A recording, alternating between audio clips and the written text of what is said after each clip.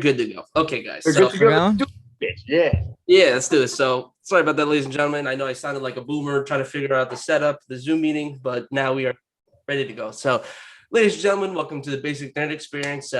This is your host with the most that looks like a ghost, Mr. Elliot here, and today I'm joined by, of course, you know who this guy is, Andres.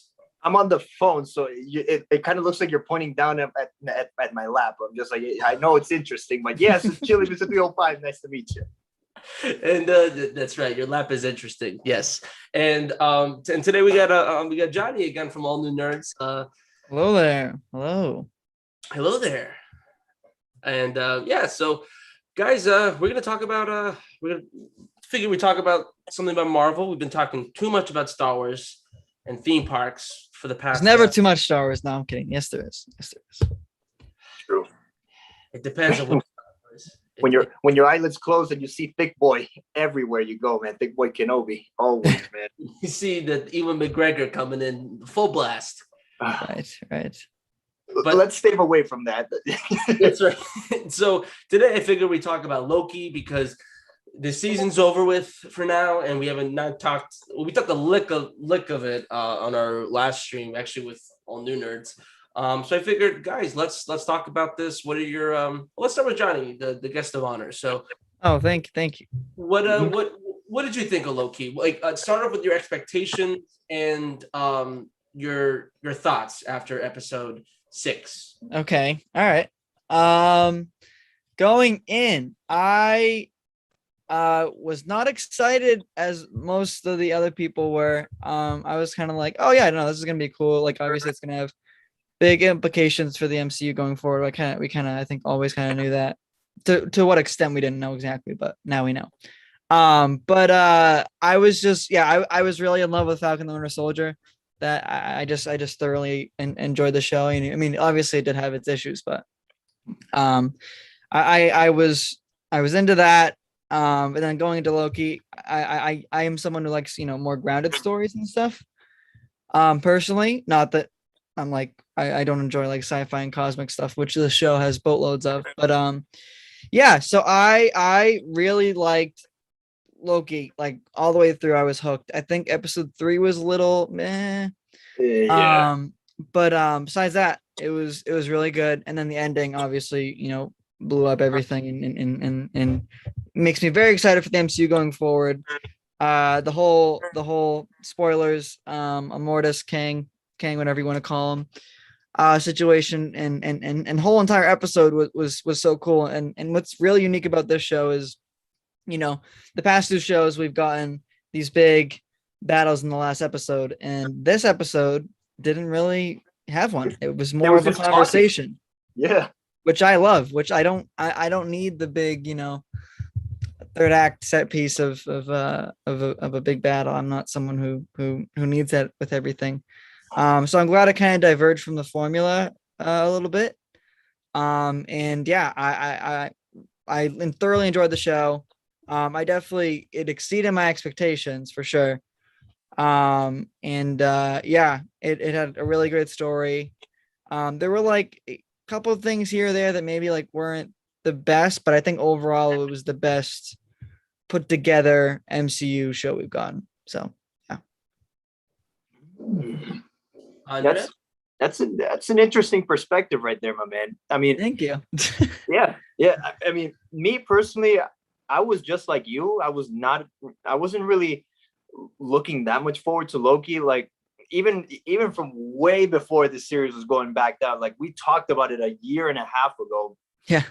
And even then I was just like, it's okay. Like going in, I remember telling you the last time we met, it's just that I wasn't really excited for Phase 4 because it was just a bunch of TV shows and stuff. I didn't really know what to expect, and I was just like the lack of events going around. Like I didn't feel it. But strangely enough, 2 weeks ago when I got back from vacation, I just decided to start streaming Loki. I was just like, okay, let's watch Falcon and the Winter Soldier again. Let's rewatch it. I like it. I really do. And to this day, I think it's slightly better than Loki, if you ask me. Although I do believe that Falcon and the Winter Soldier. I think does it's my have its- favorite as well. So I'm with you there. And when I love the fact that Loki starts off where Endgame left off. You know, Loki gets transported to Gobi Desert or something like that, an alternative timeline, right?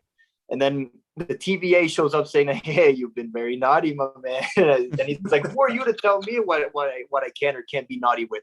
And basically, this super badass chick just punches Loki in slow mo, and now you get a sense of like, okay, this show is gonna have its stakes, but it's gonna have its lighthearted moments, which is good, And I think starting off, I like the whole idea of the TVA, the behind the scenes guys when it comes to multiverse, when it comes to, okay, we have to keep it in one true timeline, and if something staves off for what is supposed to be, we're just going to reset it with this ticking time bomb pair thing, that just explodes out of nowhere. And I like that, and that's a good setup. But what I didn't appreciate that much is, the more I thought about it, was like the deconstruction of Loki, like especially when Owen Wilson comes in and starts showing him all the freaking moments of what. Owen Wilson. Owen Wilson. Wow. He didn't say wow once in the show. I know. I'm so I impressed know. by it. I wanted him to. I wanted him to, though. But I'm still gonna call him Owen Wilson because that's what he's known for. But like, Wow. yes. So what happened was that when he starts showing him like his legacy, basically how he was supposed to progress in the MCU, and his ultimate downfall at the hands of the mad purple Thanos, I don't know. He starts being more open with Owen, being more vulnerable and stuff. And to a certain extent, I was with him until to a certain extent, because I still you still got to realize that Loki was a menace in the Avengers and in Thor. He still is a bad guy, and I think the writers went a little bit too far with the deconstruction of his character. I mean, do you think they fast forwarded like how he was treated, how he was in the first Avengers all the way to Infinity War? You're saying that kind of like, because obviously it's like they're very different characters by the time of Avengers, and then by the time of Infinity War, they're very different characters. I feel like I can agree with that. I do feel like they kind of fast forwarded to the point. Like obviously he started out being the first Avengers Loki, and then kind of after that scene, he kind of fast forwarded into the Loki we know now. Is that kind of what you're saying? That pretty much hits it on the head. It's the fact that the progression of this character, we know Loki as going through this whole arc through Thor: The Dark World, through Ragnarok, through Ragnarok, right? Yeah. And through parts of Infinity War. Yeah, it took some development in order to get him to where he was supposed to be before he died, and mm-hmm. I feel like the writers just didn't consider the fact that Loki, I don't know, like so much character progression in just one scene. To me, it's just not possible, and it comes off a little bit forced. Yeah, I can agree with that. I mean, again, it's like it's one of those weird things which like we already did see that character progression. Obviously, it wasn't the same exact version of Loki, but we did see that character progression over the course of the movies and stuff. So kind of retelling it didn't bother me too much. I think it was a creative way. It was surely a creative way to do it. I do agree that it was somewhat forced, but also at the same time, like I kind of preferred that rather than them retelling that kind of character arc over again in a series. So it's one of those things that I don't quite know my exact opinion on, because you can lean either way. But yeah, no, I agree. It's a very weird progression. It's right. Unlike it. I'll say this: it's unlike anything I've seen in the MCU. But definitely, yeah. That doesn't mean it's not weird. It takes something to get used to. Maybe I gotta watch it again, but like I'm harping too much on this. The fact of the matter is, for the most part, Loki is a trip through a whole bunch of like Loki versus, and freaking Loki into the freaking world that is Lokiverse. supposed to explode at any Yeah. moment. Yeah, like you said, episode 3 is just a bunch of walking and talking that gives the prequels a run for its money. But Hey. coming from a prequel lover, I am the prequel lover. Yeah, sorry, Elliot, I am.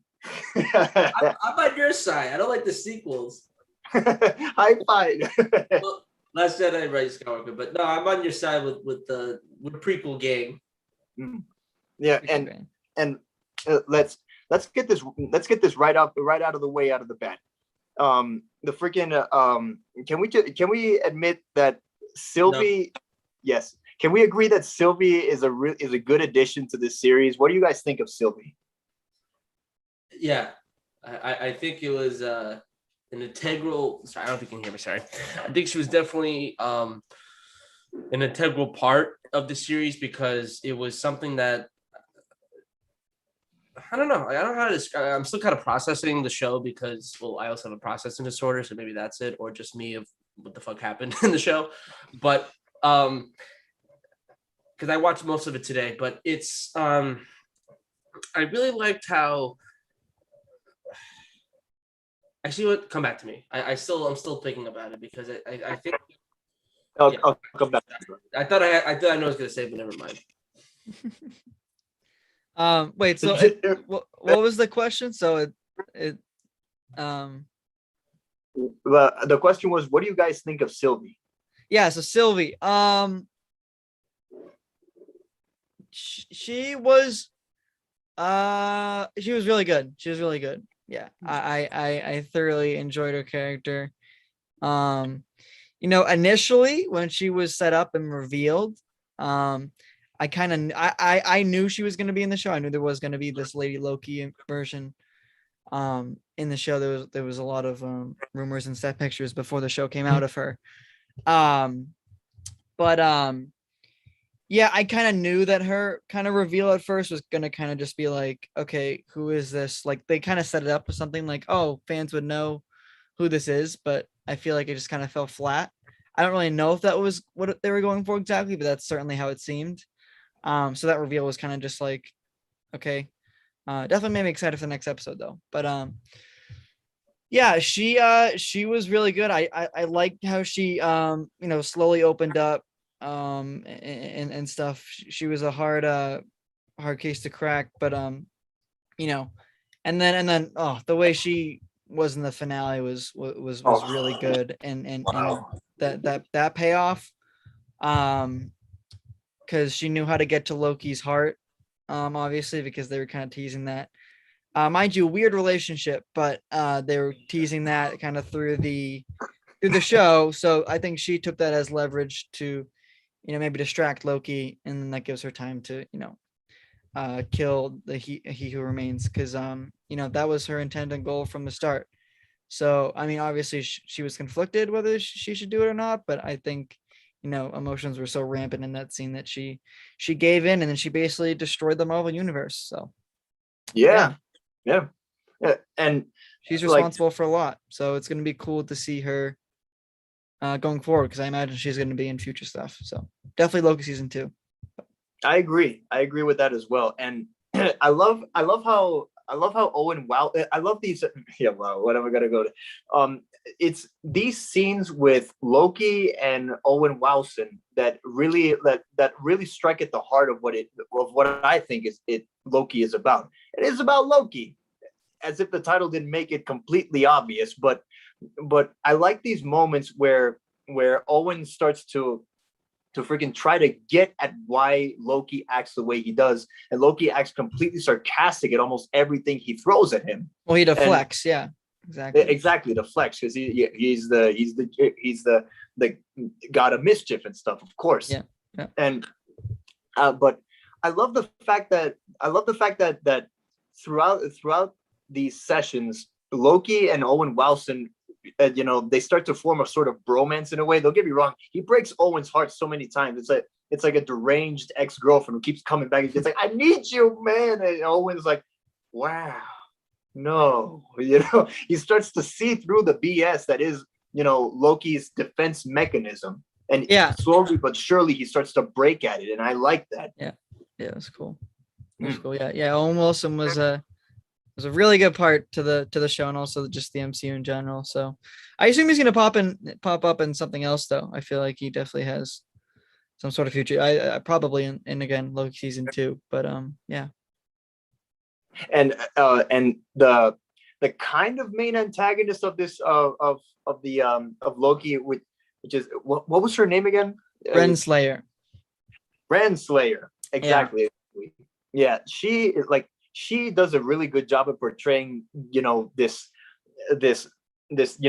bumbling this bubbling under the surface kind of leader who starts off with good intentions. She has a drink with Owen, you're like, yeah, we're doing this for the TVA, forever and always, but I love the fact that her philosophy starts to break apart as soon as Loki and Sylvie head to the timekeepers, and they find out that it's right. all Well, just... she finds out that's fake, and that destroyed her world, because that was her world. Yeah. Yeah. It was a Wizard of Oz thing where it's just like, this is fake.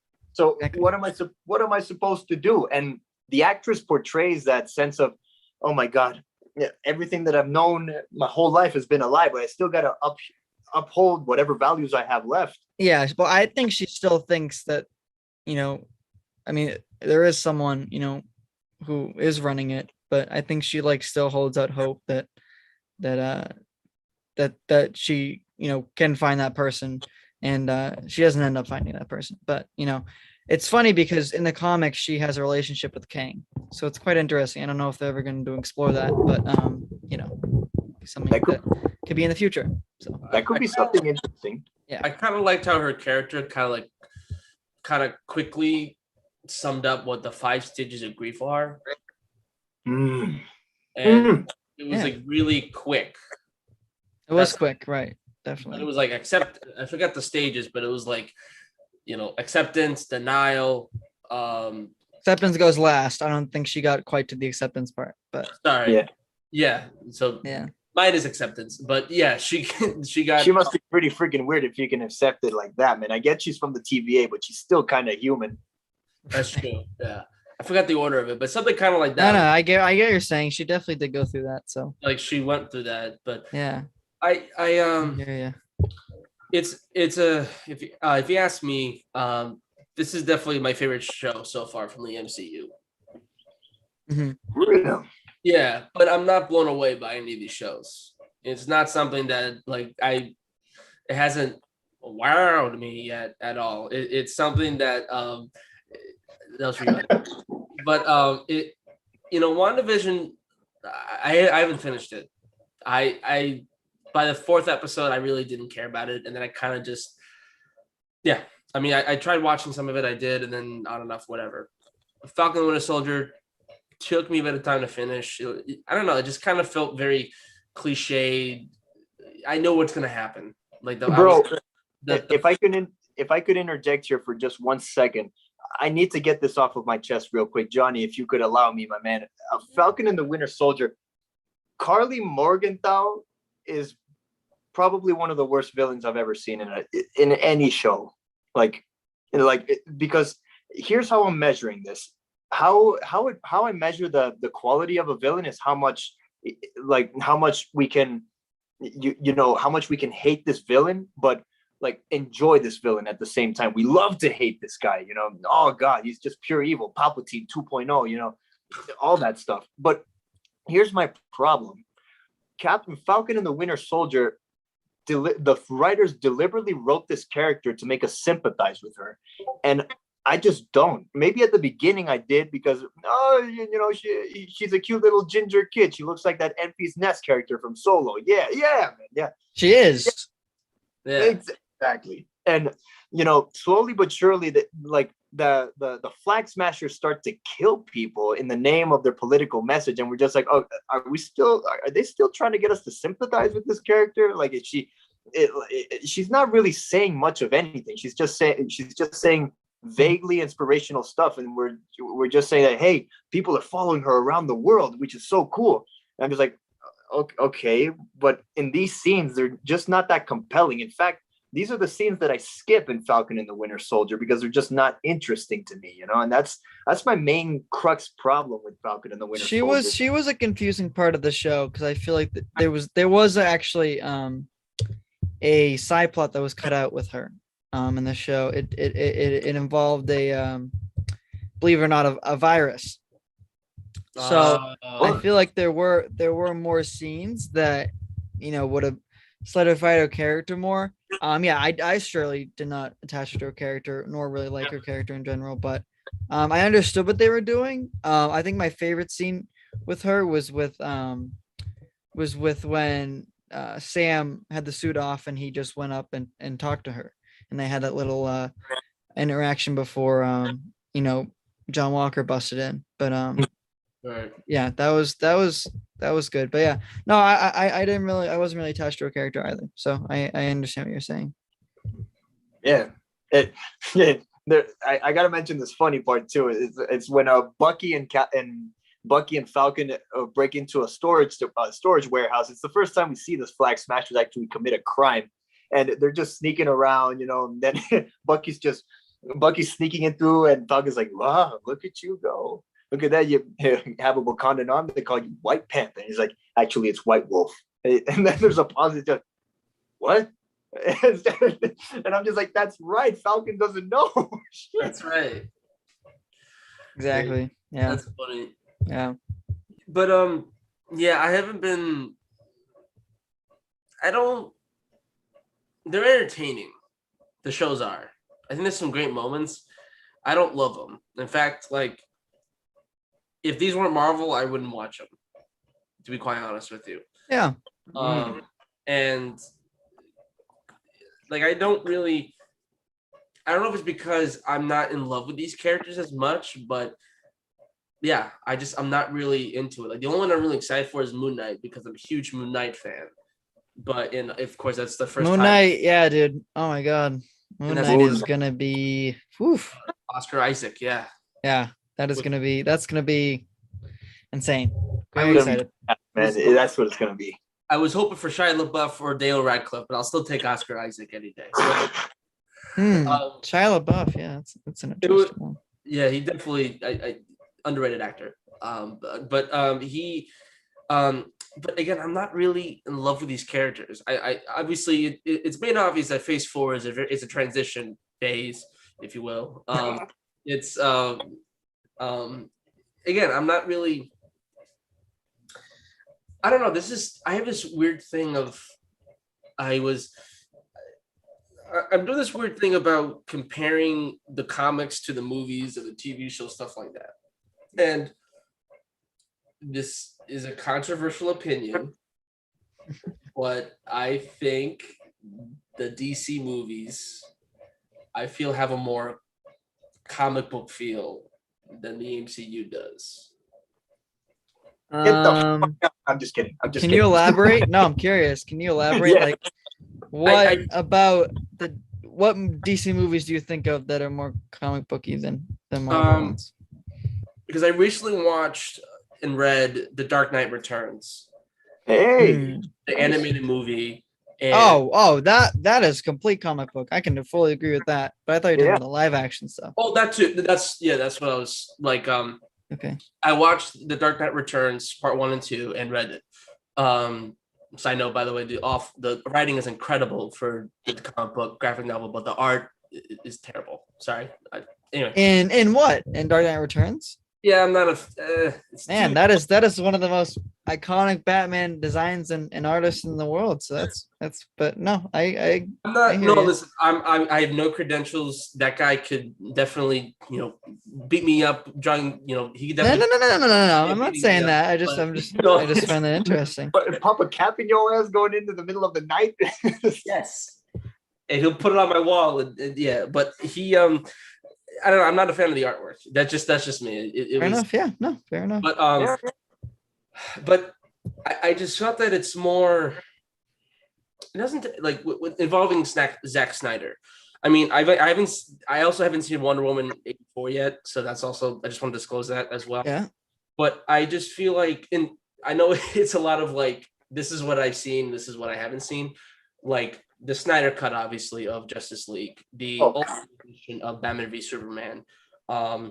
Except Suicide Squad, that's a god awful movie. Hopefully, the Suicide Squad is the redemption for it. But what I love, that is comic booky. If you want to talk about comic booky, that one is. But for sure. But I like DC more because I feel like if I read the pages and I watch the film, it does like I care about the character. Like it just feels like it's like the same themes about with what's his name? Not Christopher Reeves. Who plays Superman? Henry Cavill. Yes. I feel like that's about more about fitting in, about how he's like a lone wolf, the American identity, journalism, if you will, about what's going on there. Yeah, I can argue back and say that that's not quite Superman from the comics, but I hear you. It's yes. I thought the same thing. Then I watched it again, and Andres and I actually had an opinion about it because him and I had a thing where I didn't like Man of Steel, and then I watched it again, and I'm like, for me, never mind. I take it kind of back because it was a lot better. But anyway, but what I was saying is like with the MCU, there's definitely like Robert Downey Jr. kills it. There's definitely moments where I really felt like it was it, but because of also. It's a very, I know it's a very, very broad term of what I kind of said, but I feel like because Warner Brothers had the rights to all their characters, they kind of had access to all their characters. With the MCU, they couldn't do Fantastic Four, they couldn't do the X-Men, they couldn't do like Surfer and Galactus. Well, they're getting there, so. No, I know, but originally it was kind of like it was there, but it was kind of because that's also it was kind of weird. Yeah, it was this weird thing, but. They had to end Dark Phoenix. Yeah. Those movies I could care less about, so I can agree with you on that. Right, but I don't know. I feel like if when I watch the animated series of like Batman, Superman, the Justice League, and then I watch that's God tier. That is what the movie should be. So yes, and I don't know. I just feel like it deals with those those themes really well, and the artistic direction are kind of similar. Just the way the colors are, stuff like that. I don't know. It's kind of the same with the MCU. I like it, but I don't feel like it's. I don't know. It's just for me. It's like I feel like if I watch the old '90s animated shows, is obviously directed from the comics, but if I watch the movies, it's its own thing. I feel like it's its own adaptation of it, but I feel like with DC, it's like the animated series is like. I mean, honestly, every show in the '90s had to do with superheroes. So Spider-Man the animated series, including and like X-Men in the animated series, stuff like that. Those are like all, in my personal opinion, I think many others. Those are like definitive. Those are like the definitive versions of those characters. Because they combine, the like comic accuracy and I think the word comic accuracy gets thrown around a little too much and people don't really understand exactly what that means, because again in the course of like film I'll bring up let me think of an example. Basically it's kind of universal, honestly. If you stick to the core of the character in the comic, the comic accurate costumes, maybe that even helps, but that's kind of a separate thing. But if you stick to the core of the character from the source material and put it into new situations, don't so much change the character, change the situations and experiences. I think that's kind of how you should handle a character, a comic book character. And I feel like both Marvel and DC have abided by that, but also have not abided by that. So that's kind of my 2 cents about it. And when you mean like a character, are you saying like certain character have like certain values that should always be like from the book to the right? So I'll bring up a commonly talked about example. Batman, Ben Affleck's Batman. This whole no kill rule. Right. I was. So that is like essentially the core of the character when it really comes down to it. I mean, obviously there is more to it, but on a surface level, he has that no kill rule in place for a lot of reasons, but I mean, and firstly, deriving because of his parents, and he doesn't, and again, once he crosses that line, because Batman could kill every single goon and thug and villain that he's ever faced. He could murder them straight up. Yeah. But he holds back because if he knows if he crosses that line, he won't stop. Just because of how much anger, again, his anger and sadness was put into the Batman. That's kind of what that's how he has coped with it. But if he breaks that code and breaks that line, then there really is no going back. And I feel like I'm not the hugest fan of Zack Snyder. I mean, I respect him as a director. But I mean, when it comes to, again, these DC characters, I don't feel like he really has truly tried to understand the characters. I think he's read them on a very surface level.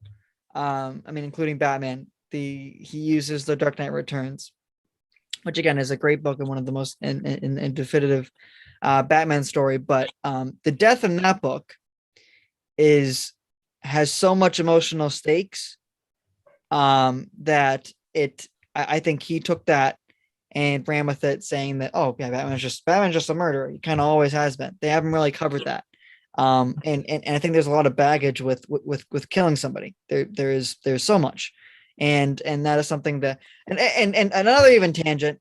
I wish they went and talked about I wish they had a Batman movie before Batman v Superman. I don't really understand why they went about it the way they did. I mean, I know why, because they wanted to catch up to Marvel, but anyway, so Batman, and also Civil War came out like a few months after that. Right.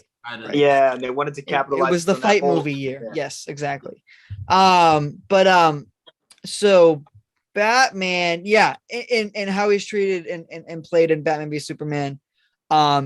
Oddly, his Bruce Wayne is like close, but then his Batman is just very different. Like when you kill somebody, like obviously this is speaking from personal experience, but like, I mean, even in how it's treated in Batman comics, like you go kind of manic, like he just has a calm demeanor about it, which is like which just gave me the weirdest vibe, because it's like, so he's not so much different than the people that, he fights. Obviously the Joker, for example. Right. So I just was very confused about how Batman was portrayed in Batman v Superman, and going forward, because then in the DCU he was dumbed down, and I don't know if there was some kind of off-screen character arc where he was like, oh, I shouldn't kill people because in Justice League and stuff he didn't kill anybody, or at least everything preceding it, he didn't kill anybody besides, again, aliens is a different rule. So that is comic accurate, but yeah, I don't know. It's just I think you can make put the characters in new situations, and that's how you test them, and that's how you get into their psychology, instead of changing the psychology of the character. I just don't find that to be just a good way to go about writing a story like that. So I don't know. That's my super very long rant. So I'm sorry that I talked for so long. But, no, it's cool. It's cool, yeah. And like the fact that they tried to shove in, I think around 5 different comic book arcs in just 2 movies with Batman v Superman and Justice League. I mean, like it seems so, looking back in hindsight 5 years into the future, it's so damn ridiculous that Warner Brothers thought it was a good idea. When Henry Cavill even said in an interview in Man of Steel back in 2014, there was an interviewer who asked, what do you think of integrating new superheroes? He gave them a blueprint on legit how to do it. Make them Henry Cavill's a nerd, dude. Yeah, he's an alpha male PC gamer. He's a nerd. So, yeah, I love that guy. Yeah. Yeah, he's the man, and he was a genuine fan of Superman. And I mean, similar to Andrew Garfield, who was so passionate and loved Spider-Man as a character, they both got kind of shafted by behind the scenes stuff, whether that's the vision of the director or the studio or whatever happened.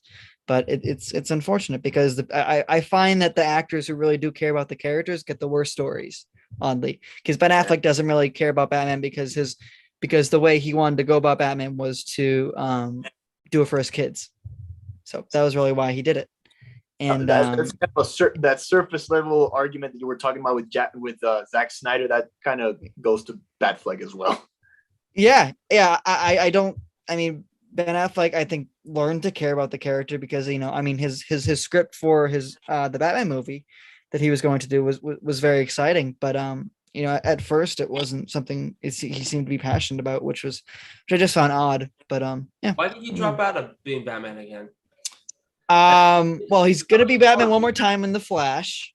Yeah. So that'll be his last time as Batman. But he dropped out. So DC kind of realized that their plan was not working. They kind of scrapped a lot of the movies they had in development. They thought the DCU was going to work and it didn't. So that in turn, kind of screwed with Ben Affleck's contract and what they're willing to do with that. So Ben Affleck's project unfortunately got canceled by the studio. So it wasn't so much him leaving. I mean, he did leave after that, but it was because of that. So yeah, and at least he didn't get the rug like pulled out from under him like Henry Cavill did for his birthday. That was kind of BS if you ask me. Yeah. I even though I would like to see, I would be interested in seeing the concept of a Man of Steel 2.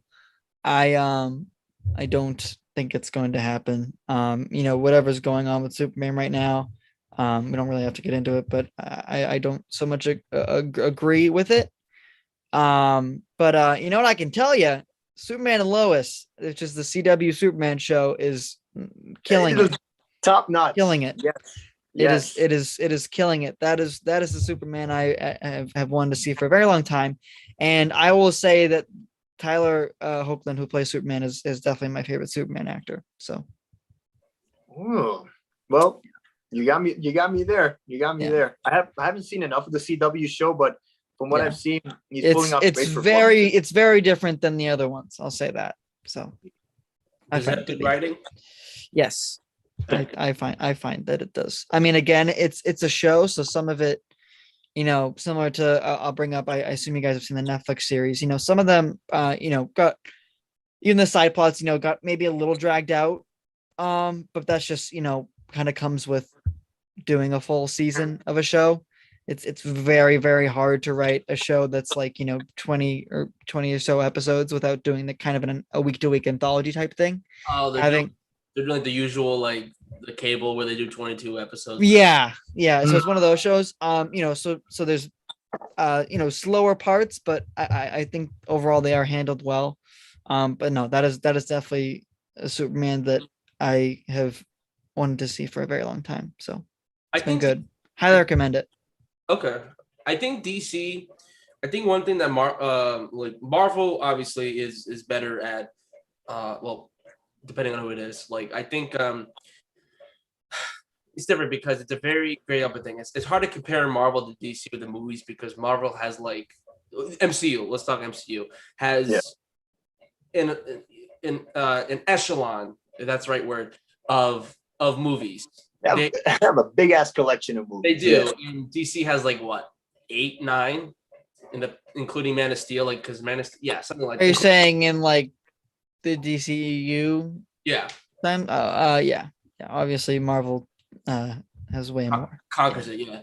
But obviously they win by that. They know how to. Marvel does a great job of making sure the continuity is aligned. The DC obviously was like, oh, what is our competitor doing? Okay, let's do that. That's obviously. Well, yeah. I mean, DC has completely just screwed any kind of potential of a connected universe because really after the Snyder Cut came out, after Justice League came out, basically everything after that doesn't quite fit in.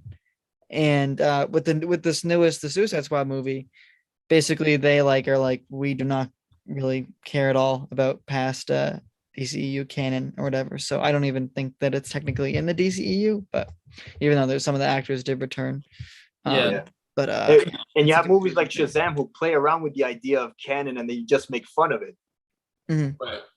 Yeah, well, I think Shazam is a standalone thing, and I quite I think that's a very underrated DC movie. Again, I didn't really like the last part, the third act, that much, but Oh, Yeah, Yeah. like the whole family. some of it. Like, I liked the family stuff. The Shazam family was cool. I just again I too feel soon. like no, I wasn't so much bothered by the Shazam family stuff. I feel like I've just kind of it followed that Marvel formula a little bit for me, and I just feel like I think all of them need to move past that. So no, yeah, I understand that, man. Like, it's getting quite old, and like I just think there's so much more. Like, put characters into genres. Like, here we go. So for example, I'll bring up Batman again. I mean, the Batman is coming out. Throw Batman into a detective noir film, and that's what you're getting with this movie. Genius. Do that. You know, do you know, I guess I could make the argument for Guardians of the Galaxy. Put them in a sci-fi movie, and that's really what they're doing. I mean, again, they do kind of follow that Marvel formula, but like again, like all movies don't follow a Marvel formula. Like, No. you can do different things, and that's why I thought Loki was so like one of the most refreshing shows, because you know, leading up to this big battle at the end, they didn't do that. They had like just a very high stakes, but like visually low stakes scene. Third act, I don't know if that makes sense. Like, there wasn't a big battle or anything, so. Right. to me, Loki is a good modern example of how to subvert expectations while giving people what they want. Because at the end of the day, Johnny's right. Loki was very high stakes. It started building So it high up. stakes. It was insane. Yeah. Exactly. And when the version, he who remains, like a version of Kang or something, like when he appears and he starts talking, the last episode is just him talking. That's it. And it's by far one of the most tense filled episodes I've ever seen. Oh yeah, I Jonathan Majors freaking killed it. I cannot wait to see his Kang. He gave me chills. It was awesome. Exactly. And I want more of that. Like, you know what? Like, I'll bring up another example. Spider-Man is such a cool character because, you know, he is you. He is human. He faces, you know, obstacles, whether that be in his day-to-day life or his crime fighting life. And you know, I think I'll bring up an example. I think one of the movies that kind of tried to stray away from this big third act battle, whatever you want to call it, and have, you know, high stakes, but kind of like a lower, not universe shattering, world ending battle was something like Spider-Man Homecoming. You know, I have my issues with that movie, but like, you know, think about it. That beach scene was at Coney Island was freaking awesome. I loved it. And it tested Spider-Man because like he could have left Vulture, you know, to die in the burn in the fire or whatever, but he didn't. And that was a test of his will. His will. Right. Yeah.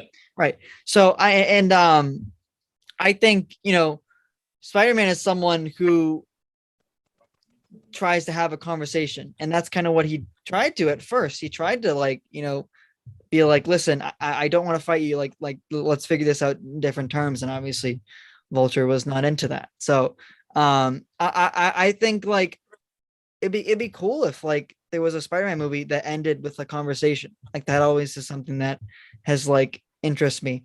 And No Way Home is definitely not going to do that. I can tell you that. So don't be expecting that anytime soon. But I think that'd be quite interesting. Like, you know, I mean, of course you can have a fight scene, but throw in the second act, like throw it in, like there's that initial threat, just set. But like this big world ending, you know, universe shattering third act battle is something that, you know, I feel like has been dried up. Yeah.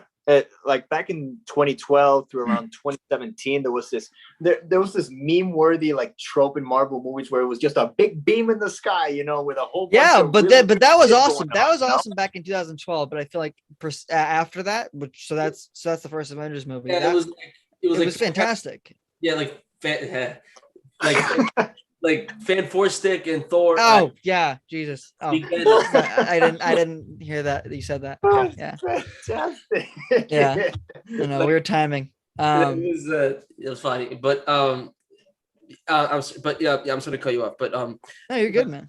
I to go off of to what we were saying earlier about values and that scene with Spider-Man and Michael Keaton. Yeah. If we're gonna go back to the Batman Dark Knight, the when he returns, there's that scene where Batman and Joker are just having at it like one last bash, and he says Awesome. of all the people I've murdered, I let you live, and he's like, and I loved you for it, and it was like that great. I love that dialogue is so good. Anyway, but I liked it because I'm a little bit. I mean, I'm a little misunderstood about the rule of him murdering people or not. Like what he obviously it's a lot of the media of Batman is he does not kill, which is he gets people like kind of Daredevil. He has gives people a second chance. And that's why he's so smart, because he could murder these people just straight up. Imagine if Batman had guns. I mean, the comics have done that, and it's wild. But right, like Batman has to use his intelligence to figure out how to take this person down without killing them, and that's why I feel like a lot of extra stakes come from. So, and I like the parallelism between Gordon when it was because obviously Batman was going against these mutants. There's this big metal nipples guy, mutant leader coming in and beating each other in the mud. Yeah, right, exactly. This dude.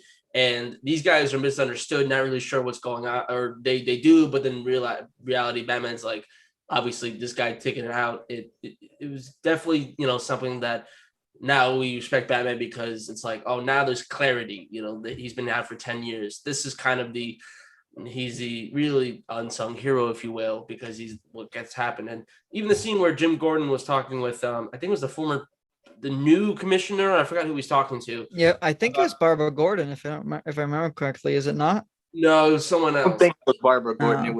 It was a new female commissioner. Okay. I remember. Right. Yeah.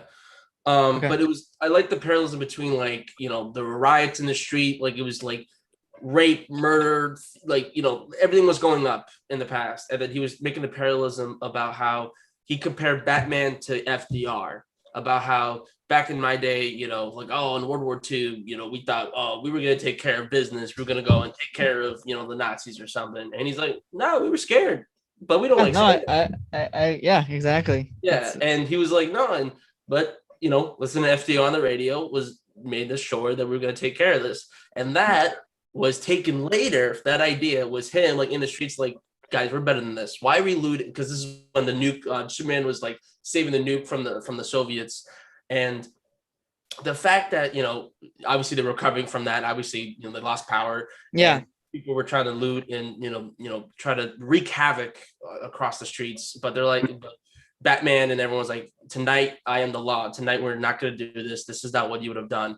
And when the Sons of Batman come out. But you're explaining like a good character arc.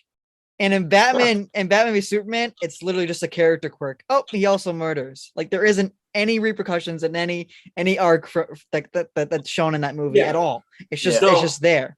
So I give you that. No, I definitely I give you that.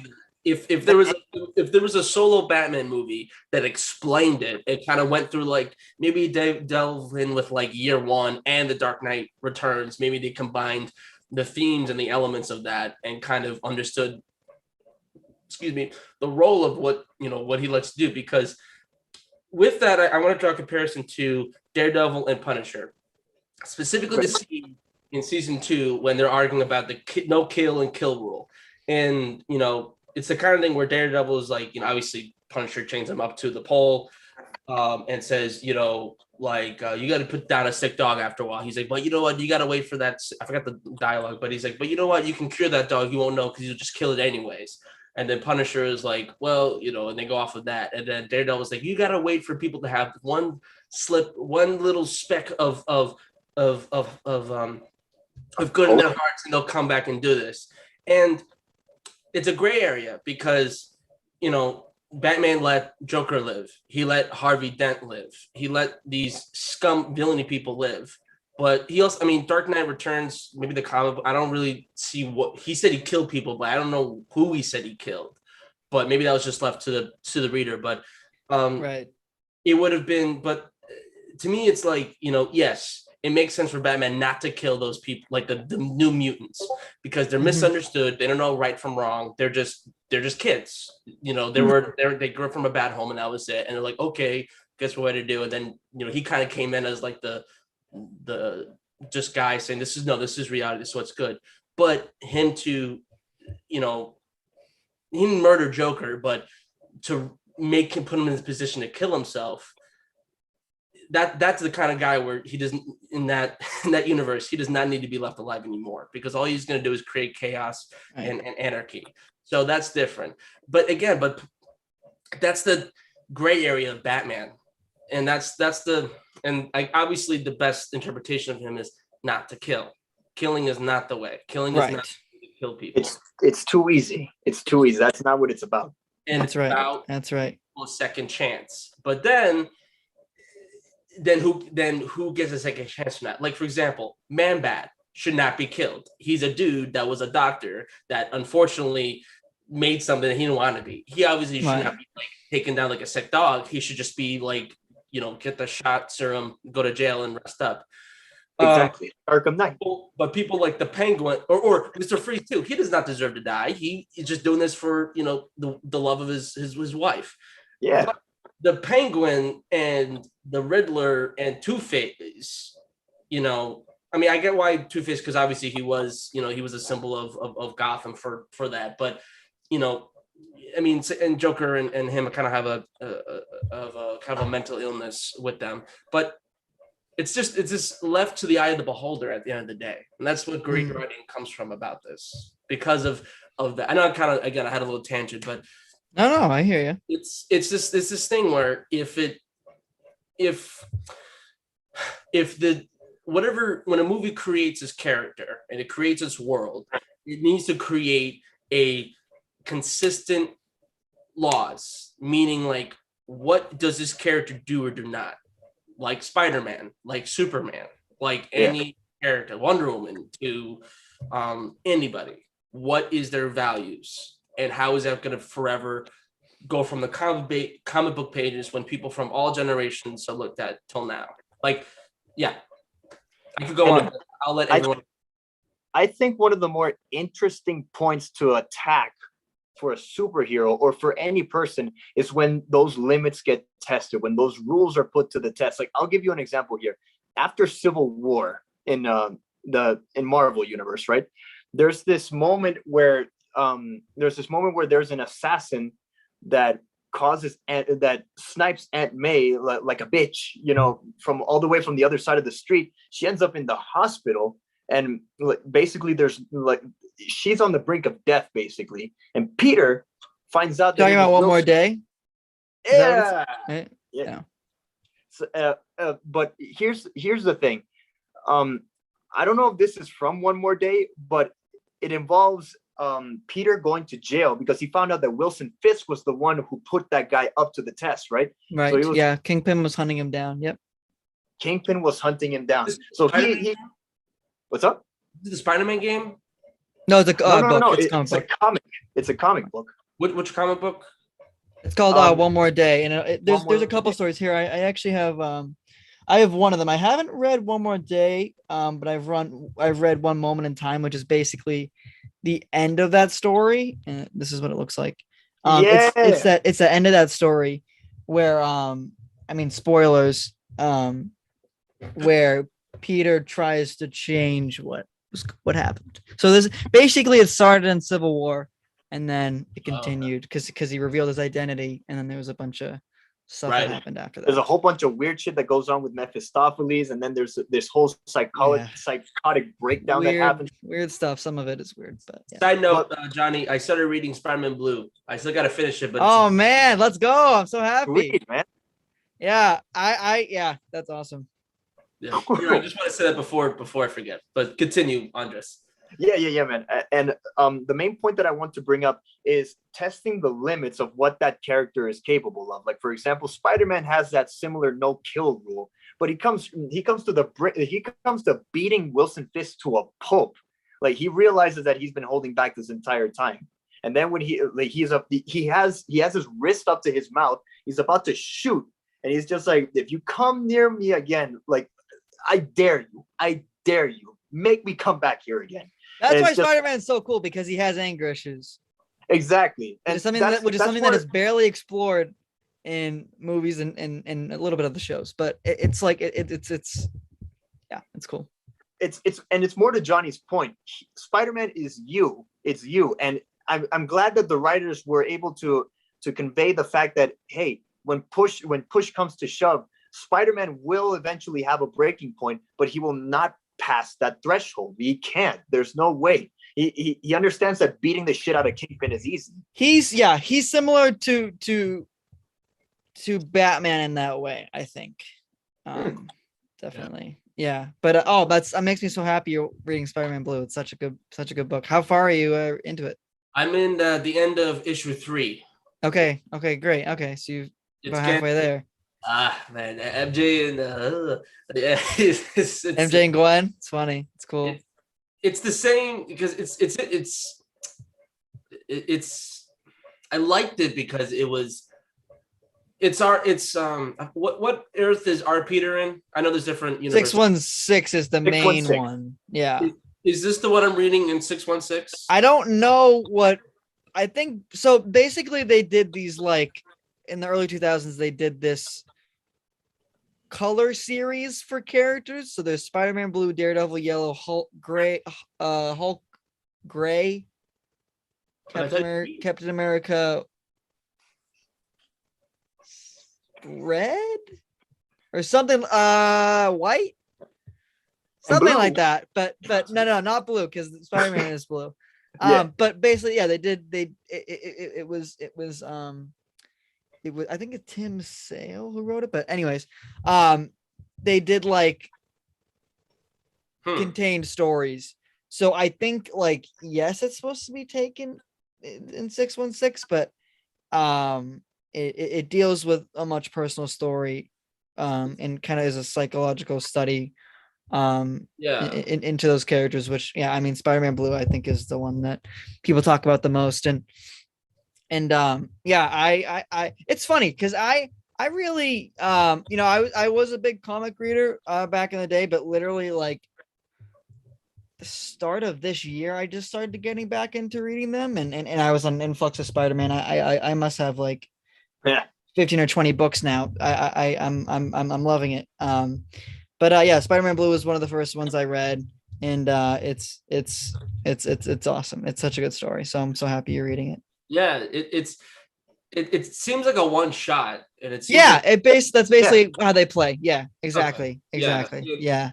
It's something that it seems like, obviously, it's it's gonna take off from Green Goblin, the death of Gwen Stacy. Right. It deals with the story beats and the story arcs of those characters in the mainline comics, but I think looks at them in a more personal way, I guess. Yeah, it's cool. It's really very, cool. It's very the art is great. The art direction and you like the art. Yeah, it's is it Jeff Loeb? Is that the right person? I think so. Whoever it is. So he did amazing arts. Yeah. Let me. I think it's. Yeah, let me see on my Comixology or my Kindle. I forgot which one I had it on. Yeah. I think. Oh my God, I don't know how I don't know artists. I don't know too many comic artists. I believe it's but basically I don't know if you've read Batman the Long Halloween. No, but it's on my list. Oh my God, the same artist. Oh, that's cool. Yeah, so Tim Sale. I'm sorry, so that's who it is. But you're right about Jeff. You're right about Jeff Loeb wrote it. Yes. Jeff Loeb. Isn't that but, Jim yeah. Loeb? Jim Lee. Oh, I thought there was a There's Jim. a Jim Lee. Jim Lee's Maybe- head of DC. Maybe that's a I don't know, some UFC fight. I don't know, some dude. But, Yeah, but same artist as that, and I think he did all of those books, all four of them. I haven't read any of the other three, but I want to read the Daredevil one next. I'm very interested in it. So did you read Daredevil by Frank Miller? I actually just bought it, and that is my first Daredevil book, and I have not read it yet because I'm a little behind on some of the books I'm reading. But where is it? It's right here. Yeah.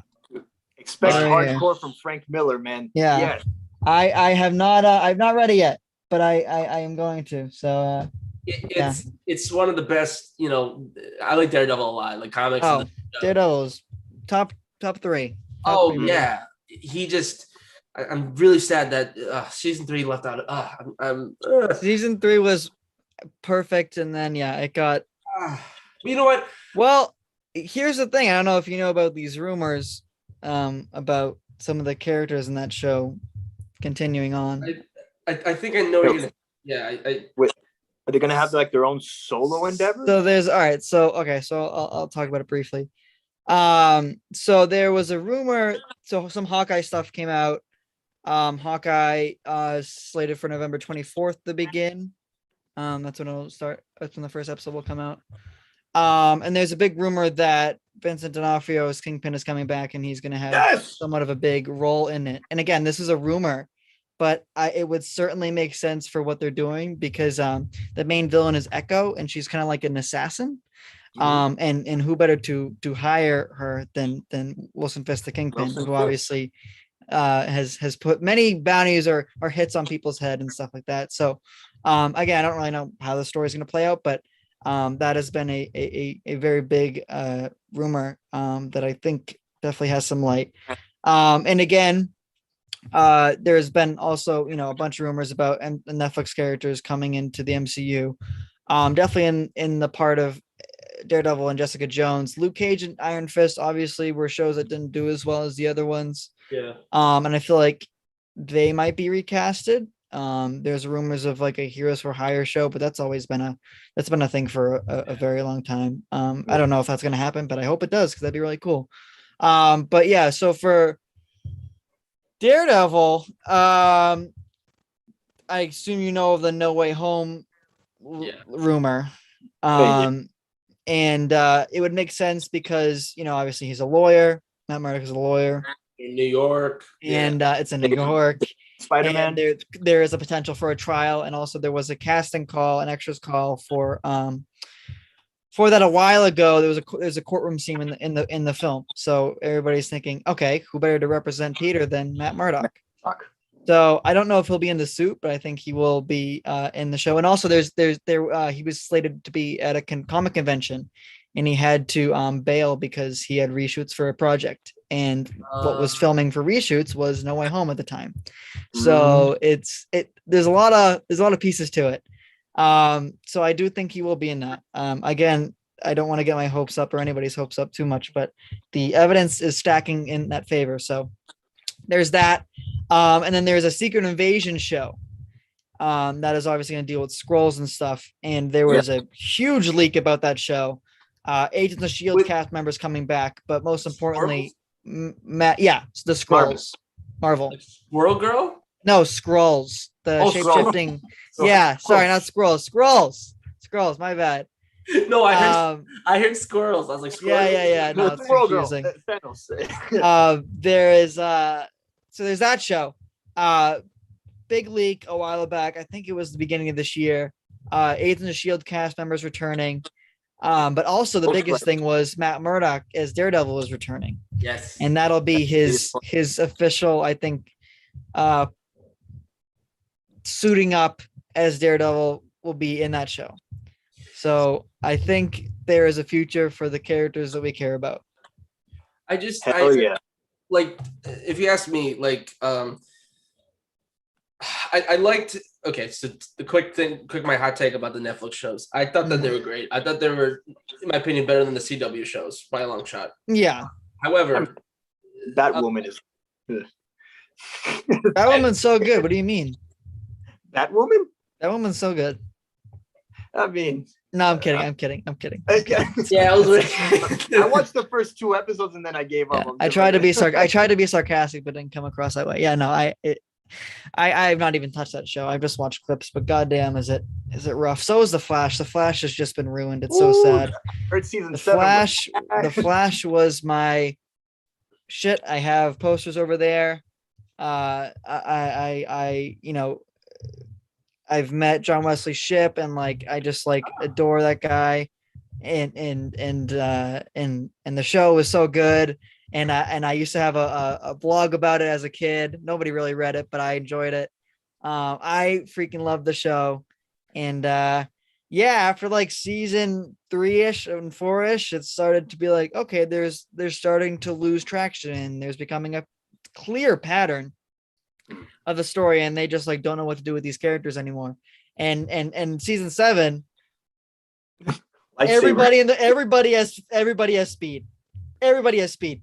Iris has speed. You know, they keep figuring out how to bring Harrison Wells back, or Reverse Flash, or Earbud Thumb, whatever you want to call him. They keep trying to. They have now figured out a way to put him in every single season, which it doesn't really make sense. But yeah. So Peter, sorry, not Peter. Barry has 2 kids. So Impulse, Bart Allen, he was just added to season 7, new character. I don't know, I forget the character's name, but they had a daughter, and she's a speedster. And again, this daughter and son time traveled back to the past, and they for some reason are living there. So there's that. Who else? It's crazy. Literally everybody has speed on Team Flash. Killer Frost had speed. What the hell was up with that? This Cisco just left the show, I think. Does King Again, Shark have speed? Yes. I don't know. Gorilla Grodd was given speed, but that's from the comics, so I wasn't even too bothered. All right, that makes sense. But yeah, no, I have not touched that show since season 4. So if everyone has speed, does that mean it's just normal? Yes. it just like it. It's like There's a absolutely skill. just no stakes. It just like you lose stakes with that, and it's just it's just so uninteresting. It's like like I adding really, it doesn't really add any stakes into it at all. It sounds like. yeah, it's and just some of the scenes, the CGI has gotten worse somehow from the beginning, like season 1 and season 2, which was so good. Oh my god, Yeah, it was great. for a TV show, so good. Yeah. And it somehow looks worse in season 7. So It, and the final fight with the villain Godspeed was a lightsaber fight. Yeah, it was a light. Yes, I saw that. Like my morbid curiosity got the better of me, so I checked out Jay Longbone's edit video of it. It was bad. Like I would say it's even worse than Rey and Kylo fighting, if you ask me. Like it's oh my god. Oh, there we go. I got Yeah, exactly. mine Oh, right behind nice. me here. Nice, man. Nice. It lights up in the dark That's too. awesome. Is that one from Galaxy's Edge? I can't. Yeah, I think so. Right. yeah, this is the one I built. This is the Nice. I got mine right behind me there on the wall. I don't know if you can see I it. got mine here. It's invisible because I never made it. But wow. It was, right. Sorry, I lost my train of thought. But to going back with the Netflix shows, I really it was too much. 5 shows was a lot to keep up with, and then the movies, and then there was like the ABC. I was like, all right, this is too much to wrap my head around. Like, but I really liked where Daredevil was going. I personally liked Punisher a little bit more. I know. Really? Yeah, I liked it a Wow. little. Like overall, you liked it better than Daredevil? A little bit, Hmm. because I felt that it was. Kevin Feige hates the Punisher, so just so you He know. does. Yeah. Well, Kevin Feige, I'm sorry, but you're wrong. No, I'm just kidding. But it's no, I'm just kidding. But it's I liked it more because I'm a huge Punisher fan. I read Inside. I love John Bernthal. He's he was best. the best. In season 2 of Daredevil, I don't think it gets much better than that, than the first half of that season. I'll say. with the Punisher in I it. as much as the first one. That's just me. Like I really liked what's his The rooftop scene with Daredevil and Punisher is so good. So good. In season 2. So good. He's chained up to a chimney. Punisher's giving him his whole monologue. It's so good. It's so and I sick. liked and that whole thing with the death thing, like or the kill no kill thing. Like back when I said, yeah, no, that back and forth was just great. This genuine argument between one another, and I liked how John. Yeah, that's right. I completely even forgot that happened. Yeah, that's like so cool. It was just the delivery was great, and it was just because they both have this responsibility in the city of who they are as people. Like obviously, John Berthold went to fought in the war. He lost his family, and he started it because scumbags killed his family. What are you gonna do if who kills your family? You're gonna go on. You're gonna go kill them. But and then Matt Murdock is obviously he's the lawyer during the day and he's a vigilante at night, so he's gonna kind of do like if it doesn't happen during the court of law, he's gonna go do it at night, which is kind of well he can take down things from both sides, which I think is the most interesting thing about the character, because he can take it down by the legal standard and by the maybe a legal the forceful standard or morally gray other way. So even though Daredevil obviously it's superheroes, the Daredevil one and the Punisher seem to be the most realistic in my opinion. Actually no. I don't. They did do a good. Well, Iron Fist. I haven't. But I tried.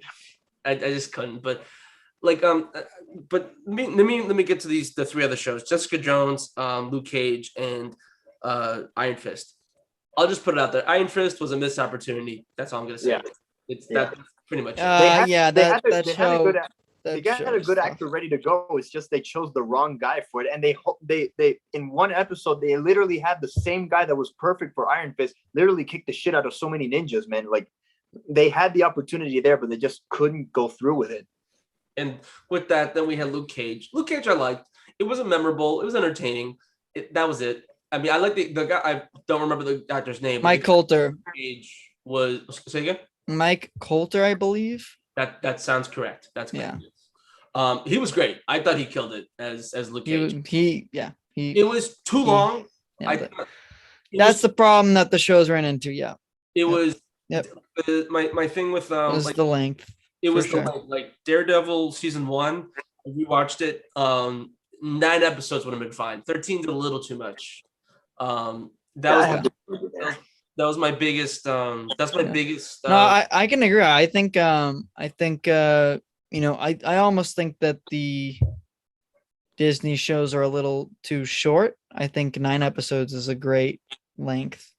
Or 10 episodes, 9 or 10 episodes. I think that's better because opposed to the 13 or 12 or 13 episodes that we get with the Netflix show, and the 6 episodes we get with the Disney shows. I think that's a good middle ground. 9 episodes. I think that's good because the complaint is from some people from the Disney shows, it's like, oh, it's too short, and then some people complain about the Netflix shows, oh, it's too long. Do 9 episodes. Yeah. Like WandaVision. Like it depends on what the show is, because WandaVision had 9 to 10, but it should have been just like they could have condensed that. Like, that's a show they could have condensed, but it would have been. But I think that I personally think that with Jessica Jones, I really liked season 1. Jessica Jones was great. I thought awesome Joe. Yeah. And 2 and 3 happened, and I realized, David Tennant is what really helped the show make it what it was, because season 2 and 3, I'm not trying to join the bandwagon. Listen, I thought he was missed, man. It wasn't awful. Like I thought, there wasn't when people say like stuff is like, oh, this is god awful, this is something, it's usually because of the writing. Like everything else was fine. Like the set design was fine, the lighting, the technical stuff was good. But I just really hated Trish. Trish is the radio host, the one that does I hate Hellcat. She's so Hellcat. Yeah. I really hate. I like the other dude. I forgot the guy's name. The guy who was like a drug addict, but then he tried to get his way up to work. Yeah. Yeah, I don't recall his name either, but yes. The lawyer. I thought that he was great. That Yeah. redemption arc is good. Yeah. I dig that. But it just got old. Like I didn't finish season 3 because it was like, all right. I mean, I knew that it was over with, but it was just not a good send off. Like after a while, it's like I really stopped caring about Jessica Jones. She became an asshole. Why am I gonna give a shit about this person who's being an asshole? I get the backstory. I get why, but it's I didn't really care about her anymore. I really didn't. She was kind of becoming borderline Captain Marvel levels of annoying, if you ask me. Sorry if that's a hot take or not, but let me get this right out of the bat. Captain Marvel, comic book or movie otherwise, is just not a good character. Not especially after Civil War 2. Not a good character. Not at all. Not even sympathetic. Whereas in the first Civil War, you could actually make an argument for both sides.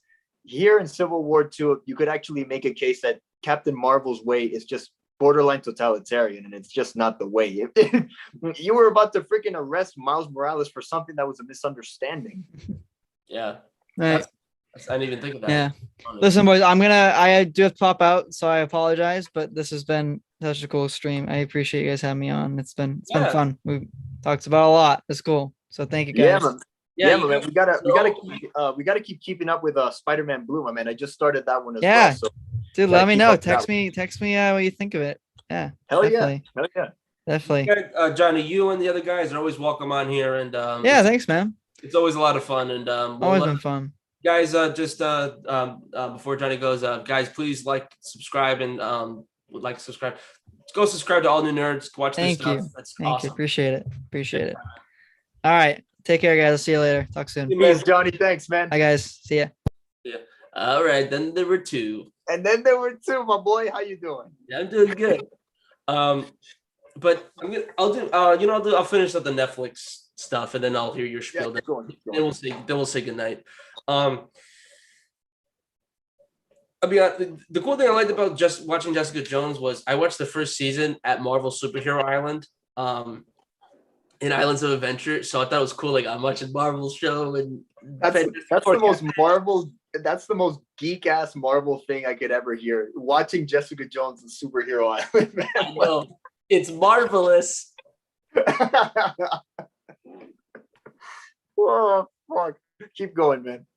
So I'm watching it in Fantastic Four Cafe. I was like a premium pass holder. I forgot what Universal calls it, but I went there a lot. And there was a day where I just wanted to spend a day in Superhero Island, just relaxing, chilling with Doctor Doom and Green Goblin as they stole my spaghetti. I watched like a good 5 episodes, just 5 hours, and I liked it because it was David Tennant's awesome. He's this great character, really. He's a brawling, threatening piece of shit. Kilgrave was awful, but he was an interesting villain. He really was. He had this weird psychopathic thing, but again, with Jessica Jones, I liked her more in the first season. I don't know if it was a change of writers. I don't know the backstory of that, but I really, really only liked the first season of Jessica Jones. And I know it's not like a cliche, to jump on the bandwagon, but I just didn't really care after season 2. I tried, I really did, but I just. No, I agree. It's just this gradual. I think it was just this gradual decline of the characters main core of what it's about. Oh, freaking Scott Stapp. Yeah. This freaking main crutch of the character, Jessica Jones. I realized that by the end of season 3, Jessica Jones was completely different than from season 1. Season 1, she was kind of oh yeah, let's do this kind of, but she was also sympathetic. You could also understand where she was coming from. And in season 2 and 3, where we get more of the backstory and shit, okay, we get to see, okay, sometimes she's justifiably upset, but I don't know, there were times where she just felt like a completely different character, and it's not really to me, it wasn't really a type of switch up where it's justified. No matter what you go through, the essence of the character has to stay there. And I think Jessica Jones is an example of an essence of a character just being swayed off due to a change in writers. Yeah, I could not agree more. I'm trying to think of more. I'm trying to think. No, Punisher. Okay. Yeah, okay. Okay, so with Punisher, I like both seasons a lot. I thought it was really great. I love John Berthal as Punisher. I thought it was really, I liked it because it was, it you really saw what he was really thinking, what life was like. You know, it was kind of when you're reading a book or you're reading a comic book for anything, any story or something. It's really hard when you're reading. Obviously, when you read, you're seeing their thoughts, you're seeing the characters' motivations, you're seeing when they go to take when they're going to take care of something. It's really, really, really hard to not really hard, but it's you can give an idea of what someone is thinking or doing, like their inner thoughts or something of flashback stuff like that. Like there has to be a great amount of consistency that has to be approached in something like this, because a lot of times movies or TV shows they'll sometimes mention it, like I mean Captain Marvel does that a lot of like trying to figure out who she is, of like the memories of what it is, but it's not. It's like like for Carol Danvers, I guess, but it was just. I like the idea of it, but the execution was just not there for that reason. However, let's stick with Punisher. It was great for the first season because we obviously know his backstory. We know, everyone knows. It's like Batman. It's like family got killed and the story became Punisher, Batman. That's it. But the fact that we have a consistent stretch of scenes throughout the first season of what he went through, and it was refreshing because it was like each episode was what he was dealing with personally. Every episode was a new memory. Like the first one, just him at home trying to read, trying to distract himself, and then whenever it was like Operation, I forgot the name of it, but then he sees that he like throws the laptop. He's like, I can't look at it anymore.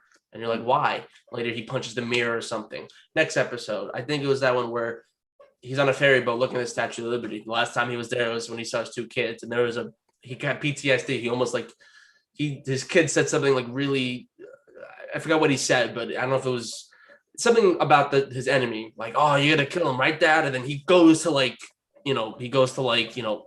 kind of do something. It was an obvious trigger for Frank, of course. Right, and then it's like, oh, and it's like, what are you doing to your kid? But then it's like, oh, you were a soldier. You did something that, not a lot of people can say they did. And, who can blame him? And so then he thought about that later of like, I should not have done that. But then again, it was the first time being a father coming back. So it's like that gray area of like, so it's like stuff like that I really liked, his character development. And I really liked that from the first two seasons. And his second season, he grew better. His character motivation stayed the same. And I thought it was great, consistently great. And I liked the ending. I really liked how they ended it because obviously they didn't know if they were going to continue the show or was going to end it from there. And I thought the ending, that the fact that, hey, Madani was like, hey, if you want to go do on this mission, I got you. He's like, you know what? I'll let you know. I'm taking care of the streets here. And then he goes and, he goes guns a-blazing and takes care of business.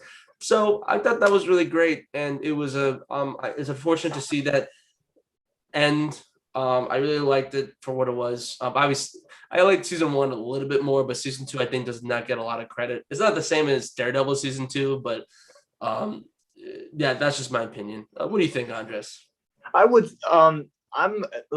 I'm not as familiar with Daredevil. Like I've seen a couple of episodes of Daredevil, but I remember seeing Punisher, and what I specifically remember from the show is not being as gritty as the comic books, because at the same time, you got to understand this is a Marvel series for Netflix. Of course, you're going to have to diet it down just a little bit. But either way, it still had a bunch of moments where Frank felt like Frank. Like there's this example where they're in I think it's a parking garage, and there's cement being thrown into a mixer, and Frank is there with a victim, right? He takes off the mask. He starts torturing the guy. And I'm just like, okay, for being a Netflix show, this is kind of intense. This is what he's all about. And that's where I got the first essence of the show. Like when he started getting the sledgehammer and starts smashing the fucking ground and shit, Yeah. because because I'm glad that they got this part right. Frank is a killer. There's no pretty way of saying it. Frank is an honest to God killer from a time where he was a soldier. This is what he does. This is what he knows how to do, what he does best.